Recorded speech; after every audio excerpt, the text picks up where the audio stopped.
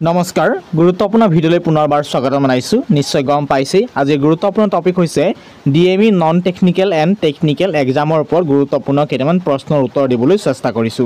কাৰণ বহুতো কেণ্ডিডেটে কমেন্ট কৰি সুধি আছে মই ডিএমই পৰীক্ষাত সিলেকশন হ'ম নে নন টেকনিক্যালৰ পৰীক্ষাত কিমান নম্বৰ যোৱাৰ সম্ভাৱনা আছে মোৰ কম নম্বৰ মই সিলেকশন হ'ম নে মোৰ ইমান নম্বৰ মই কেনেকৈ সিলেকশন হ'ম কি হ'ব কাটঅফ বাঢ়িব নে কমিব বহুতে কমেন্ট কৰি সুধি আছে ভাবিলে এটা খুব ইম্পৰ্টেন্ট লেটেষ্ট ইনফৰমেশন জানাবলৈ চেষ্টা কৰিছো সম্পূৰ্ণ ডিএমই নন টেকনিক্যাল এক্সাম পেপাৰৰ ওপৰত ডিপেন্ড কৰি আমি সম্পূৰ্ণ এটা সমূহ আভাস দিবলৈ চেষ্টা কৰিছো আৰু কোনো সমালোচনা কৰিব নালাগে সম্পূৰ্ণ হেতু আপোনালোকৰ হাতত এৰিছো মুঠতে ভিডিঅ'টি চাই কিবা যদি জানিবলগীয়া কমেন্ট আছে তলত জনাব আমি পুনৰ ভিডিঅ' আকাৰে জনাবলৈ চেষ্টা কৰিম এই বিষয়টো ভিডিঅ' বনাবলৈ নাই যদিও সৰহসংখ্যক কেণ্ডিডেট কমেন্ট ৰক্ষা কৰি ভিডিঅ'টো বনাইছো অনুৰোধ মৰ্মে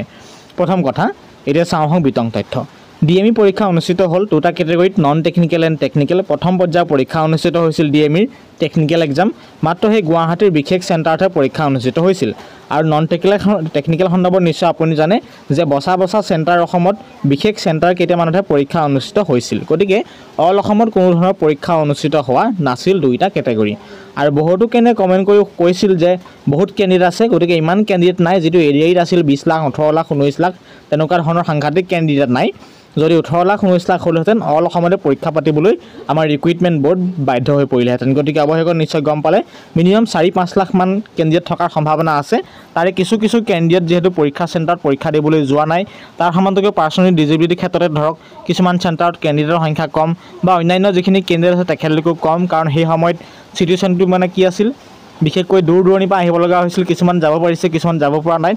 মিনিমাম 10% বা 20% কেণ্ডিডেট পৰীক্ষাত নবহিলে আৰু কিছুমানে ধৰক ইন্টাৰেষ্ট নাইকা হ'ল কাৰণ কাৰবাৰ এডিআইত পৰীক্ষা বেয়া হোৱাৰ পৰা তেখেতলোকৰ ইন্টাৰেষ্টটো কমি গ'ল গতিকে সেইবাবে কিছুমান তেনেকুৱা কাৰণত নগ'ল গতিকে সেই তুলনাত কেণ্ডিডেটৰ সংখ্যা খুব কম কিয় কম কাৰণ এডিআইতকৈ যথেষ্ট সংখ্যক কম 20% 30% যথেষ্ট সংখ্যক কম এডিআইৰ তুলনাত গতিকে সেই তুলনাত চাবলৈ গ'লে কাটঅফৰ মাৰ্কসটো অকমান উঠা নমাৰ হোৱাৰ সম্ভাৱনা আছে এতিয়া চাব আমাৰ যি এডিআই পৰীক্ষা অনুষ্ঠিত হ'ল এডিআই পৰীক্ষাত নেগেটিভ মাৰ্কিং আছিল 1 মাৰ্কৰ বিপৰীতে নিশ্চয় গম পাই নেগেটিভ মাৰ্কিংৰ কথা নিশ্চয় জানে গতিকে নেগেটিভ মাৰ্কিং থকাৰ কাৰণে পইণ্টত ৰিজাল্ট ওলাইছে বহুত কম নম্বৰ পায়ো কিছুমান সিলেকশন হৈ আছে এডিআই পইণ্টে উঠাবলৈ চেষ্টা কৰা নাই যদিও হেতু আপোনাক অনুকিয়া দেখাইছো যে ডিএমইত কোনো ধৰণৰ কি নাই নেগেটিভ মাৰ্কিং নাই অৰ্থাৎ 50টা প্ৰশ্ন এটা প্ৰশ্নৰ বিপৰীতে 2 মাৰ্ক আছিল নিশ্চয় আপুনি জানে হেতু কেটেগৰীত গতিকে আমাৰ কোনটা নেগেটিভ মাৰ্কিং নাই গতিকে যদি 40টা প্ৰশ্ন শুদ্ধ কৰে আপুনি কিমান পাব 2 নম্বৰ কৈ 80 নম্বৰ লাভ কৰিব ডাইৰেক্ট পোনপটীয়া প্ৰশ্ন উত্তৰ গতিকে নিশ্চয় আপুনি জানে গতিকে সেই তুলনাত ডিএমইত পাছ কৰোঁতে সহজ হ'বনে বা ডিএমইত আপুনি ৰিটেন কোৱালিফাই কৰিব পাৰিবনে এটা খুব ইম্পৰ্টেণ্ট প্ৰশ্ন এই সময়ত গতিকে চাওক নন টেকনিক্যাল পেপাৰ পৰ্যায়খিনি সম্পূৰ্ণ বেলেগ গতিকে ধৰক অকমান মিল থাকিলেও 20% মিল থাকিলেও বাকিখিনি আকাশ পাতাল পাৰ্থক্য আছে গতিকে ডিএমইত কিছুমানে সায়েন্সৰ স্কিম বা যিখিনিয়ে গৈছে তেখেতলোকৰ অতি ভাল পেপাৰ আহিছে যেহেতু সেই তুলনাত চাবলৈ গ'লে এইবাৰ থাৰ্ড গ্ৰেডৰ চাকৰি সায়েন্সৰ স্কিম পেপাৰ যিখিনি কেণ্ডিডেট গৈছে তেখেতলোকে পোৱাৰ সম্ভাৱনা বেছি আছে কিন্তু আৰ্টছৰ ক্ষেত্ৰতো সমানেই গুৰুত্বপূৰ্ণ কাৰণ পেপাৰ পেটাৰ্ণটো বা সিলেবাছ পেটাৰ্ণটো সকলোৱে যদি জানে তেখেতলোকে নিশ্চয় প্ৰিপাৰেচন কৰিছিল গতিকে ডিএমইত পাছ কৰাটো সহজ হ'বও পাৰে এক প্ৰকাৰ টানো হ'ব পাৰে কাৰণ নেগেটিভ মাৰ্কিং নাই তাত বহুত কেণ্ডিডেটে ব্লাইণ্ড মাৰিও মাৰ্কছ পাব কিছুমানে ধৰক প্ৰিপাৰেচন কৰাই নাই ব্লাইণ্ড মাৰি থৈ আহিছে তেখেতলোকে 40টা প্ৰশ্ন শুদ্ধ হৈ যাব বা 50টা প্ৰশ্ন শুদ্ধ হৈ যাব কোনোবা 100ৰ ভিতৰত 100ও পাই যোৱা কেণ্ডিডেট থাকিব পাৰে গতিকে সেইবাবে আপুনি এটা মই ঠাৱা কৰিছো আপোনাৰ যদি 80+ মাৰ্কস আছে বা মাৰ্কস পোৱা সম্ভাৱনা আছে নিশ্চয় আপোনাৰ যি কেটেগৰীয়ে নহয় সুন্দৰকৈ সিলেকশন হোৱাৰ পূৰ্ণ সম্ভাৱনা আছে এতিয়া সবেই ক'ব 80 পোৱাখিনি পাব কি বাকি নাপাব নেকি সেইখিনি নহয় জাস্ট মই আপোনাক এটা অনুমান দিছো যে আপুনি ইমানখিনি যদি আছে আপুনি নিজে হেতু নিজৰ ওপৰত ডিপেন্ড কৰিব মই প্ৰথমেই কৈছো গতিকে সেইখিনি আপোনাৰ ওপৰত ডিপেন্ড কৰিব গতিকে হেবে কৈছো যদি 70 হক বা তেনেকুৱা যিখিনি নম্বৰ আছে সেইখিনি যদি আছে আপোনাৰ হাতত নিশ্চয় আপুনি নিশ্চিন্ততা সুন্দৰকৈ সিলেকশন কৰাৰ পূৰ্ণ সম্ভাৱনা আছে কিন্তু কিছুমান চমু নম্বৰ আছে শৰ্টকাট নম্বৰ আছে য'ত আমাৰ ধৰক 45 তেনেকুৱা ধৰণৰ নম্বৰ আছে কিছুমান 40 তেনেকুৱা কিছুমান নম্বৰ পাব তেখেতলোকৰ অলপ প্ৰবলেম আছে তেওঁ বুলি কোৱা নাই যে তেখেতলোক সিলেকশন নহয় কিন্তু সম্পূৰ্ণ এক্সাম ৰিক্ৰুটমেন্টৰ হাতত ডিপেন্ড কৰিব যদি বাই চান্স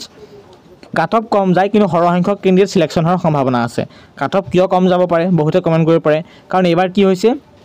যেতিয়া এডিআইত কিছুমানে চাকৰি নাপালে তেখেতলোকৰ মনটো অলৰেডি ভাগি গ'ল গতিকে হেবে তেখেতলোকে ডিএমইত প্ৰিপাৰেচন নকৰে জাস্ট এডমিটটো আহিছে পৰীক্ষা দিব লাগে তেখেতলোকে তাতে আছিল বিশেষকৈ এই সিচুৱেশ্যনটো ক'ত হৈছে নন টেকনিক্যাল ক্ষেত্ৰত হৈছে কাৰণ বহু দিনৰ ডিফাৰেণ্টত কি হৈছে গেপ ৰাখি নন টেকনিকেলৰ এক্সাম অনুষ্ঠিত হৈছিল গতিকে সেইবাবে চাবলৈ গ'লে সেই তুলনাত কাট অফ অকণ কম বেছি হ'ব পোৱাৰ সম্ভাৱনা আছে যদি কাট অফ বেছি যাব কিয় যাব কাৰণ তাত কোনো ধৰণৰ নিগেটিভ মাৰ্কিং নাই তাৰ সমান্তৰালকৈ কিছুমান কেণ্ডিডেট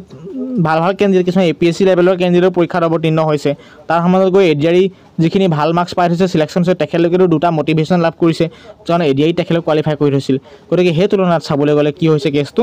কাট অফ অকণমান বেছি যোৱাৰ সম্ভাৱনা আছে আৰু ইতিমধ্যে গম পালে যে ADRE সাংঘাতিক কাট অফ গৈছিল আৰু ADRE যথেষ্ট সংখ্যক কেণ্ডিডেট সিলেকশ্যন হৈছিল তাৰ সমান্তৰালকৈ ADRE কেণ্ডিডেট DME-টো থাকিব আৰু DME-ত কেণ্ডিডেট ADRE-টো থাকিব কিন্তু আমাৰ মেইন ফ'কাছ ক'ত DME-ত গতিকে DME-ত ক'ৰ পৰা কেণ্ডিডেট আছে ADRE-ৰ পৰা কেণ্ডিডেট আছে আৰু সেই ৰিটেনটো প্ৰক্ৰিয়াত সিলেকশ্যন প্ৰক্ৰিয়াত এনেবোৰ ক্ষেত্ৰতে টান আছে কাৰণ যদি গভৰ্ণমেণ্টে ভাবিলেহেঁতেন যে ADRE-ত যিখিনি কেণ্ডিডেটে সিলেকশ্যন হ'ল তেখেতলোকে DME দিব নালাগে নিশ্চয় DME-ত কাট অফটো কম গ'লহেঁতেন আৰু এতিয়া কি হৈছে DME-ত কেণ্ডিডেট সিলেকশ্যন হোৱাজনে ADRE-টো সিলেকশ্যন হৈছে সেই ADRE-ত সিলেকশ্যন হোৱাজনে সেই DME-ত সিলেকশ্যন হোৱাজনে অসম পুলিচৰ কোনোবা এটা পোষ্টত সিলেকশ্যন হৈ থাকিব গতিকে এনেকুৱা কিছুমান পেটাৰ্ণত DME-ত অলপ কাট অফ উঠা নমাৰ সম্ভাৱনা আছে আৰু অৱশেষত ফাইনেল ৰিজাল্টত যিটো এপইণ্টমেণ্ট ৰিজাল্ট আহিব DME তেনেকুৱা ক্ষেত্ৰত অকণমান টাফ হোৱাৰ ছিষ্টেম আছে টান হোৱাৰ ছিষ্টেম বেছি আছে বুলি ক'লেও কোনো ভুল কোৱা নহয় গতিকে কথাখিনি বুজিয়ে পালে গতিকে এনেবোৰ কাৰণতে ৰিজাল্ট পুনৰ উঠা নমাৰ সম্ভাৱনা আছে ছায়েন্স স্কিমৰ পৰা যিখিনি কেণ্ডিডেটে পৰীক্ষাত বহিছিল তেখেতলোকেতো ৰিজাল্ট ভাল হৈছে আৰু সমান্তৰালকৈ নিশ্চয় গম পায় পেপাৰ পেটাৰ্ণটো কেনেকুৱা আহিছিল নিশ্চয় সেইখিনি জানে আপুনি নিজে অনুমান লগাওক আপুনি কিমান মাৰ্কছ লাভ কৰিছে সুন্দৰকৈ নিজে অনুমান লগাই সুন্দৰকৈ ৰিজাল্টৰ বাবে অধিক অপেক্ষাৰে ৰখি থাকক আৰু আকৌ পুনৰ আপুনি কমেণ্ট কৰিব ৰিজাল্ট কেতিয়া ঘোষণা কৰিব সেইটোৱে কৈছোঁ যে জুন মাহৰ তৃতীয় সপ্তাহৰ ভিতৰত ৰিজাল্ট ঘোষণা কৰাৰ পূৰ্ণ সম্ভাৱনা আছে বুলি ক'লেও কোনো ভুল কোৱা নহয় কাৰণ 15 জুনৰ পৰা সম্পূৰ্ণ নতুন কাউণ্টডাউন ষ্টাৰ্ট হ'ব য'ত থাৰ্ড গ্ৰেডৰ স্কিল টেষ্ট হওক বা ফ'ৰ্থ গ্ৰেডৰ ভাইভা হ'ব সেইখিনি পৰ্যায়ক্ৰমে অনুষ্ঠিত হ'বলৈ গৈ আছে সেই তুলনাত চাবলৈ গ'লে তাৰ আগত নতুবা তাৰ মাজভাগতেই ৰিজাল্ট দিয়াৰ পূৰ্ণ সম্ভাৱনা আছে DME নন টেকনিকেল এক্সামৰ এইখিনি ইম্পৰ্টেণ্ট ইনফৰ্মেশ্যন প্ৰদান কৰিলোঁ এনেবোৰ কাৰণতেই সম্পূৰ্ণ উঠা নমাৰ সম্ভাৱনা বেছি আছে কাট অফ গতিকে যি মিলিলে মাথা মাৰি লাভ নাই গতিকে এতিয়া অৱতীৰ্ণ হ'ল ৰিজাল্টলৈ অধিক অপেক্ষাৰে ৰাখক ধন্যবাদ